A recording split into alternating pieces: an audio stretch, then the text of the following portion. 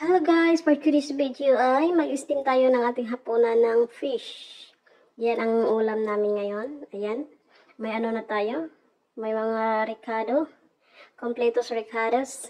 Ayan. Hidhira natin muna guys yung ating isda ng asin. Para mawala yung ano niya. Yung amoy. At saka yung lasa din niya may lasa. Kunti lang guys dahil ayaw ng mga chikuan ng maraming asin. Ayaw nga ng mga alat. Hit nila yung daming seasoning. Ayaw nila ng seasoning din. Asin lang talaga. Tsaka, kunting asin lang. Ayan na guys. Yung plato natin, lagyan na natin ng luya, spring onion, at saka yung kamatis. Lagyan natin yan guys, ng kamatis. Mamaya. Ayan, ipatong natin guys. Bakit bakit inuna yung yung recado niya? Kasi para hindi dumikit yung isda sa plato. Yan.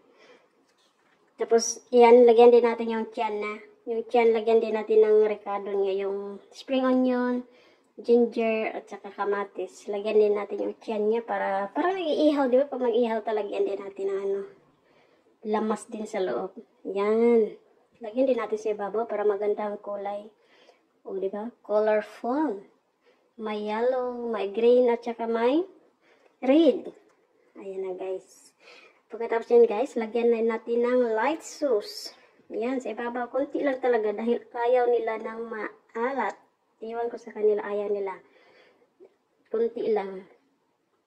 Tapos, after ng light sauce guys, lagyan din natin yan ng sesame oil. Yan. Konting sesame oil lang. Yan lang, lang naman, simpleng ulam lang, simpleng loto lang din.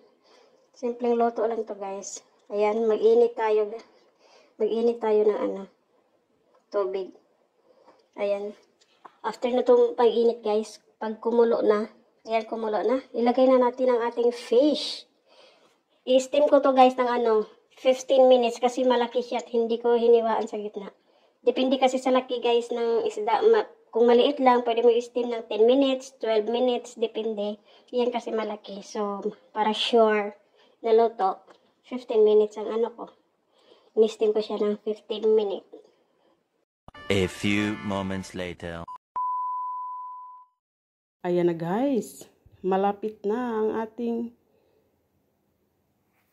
fish. Uy, luto na. Yan, yummy. Yan ang aming hapunan guys. Steam fish.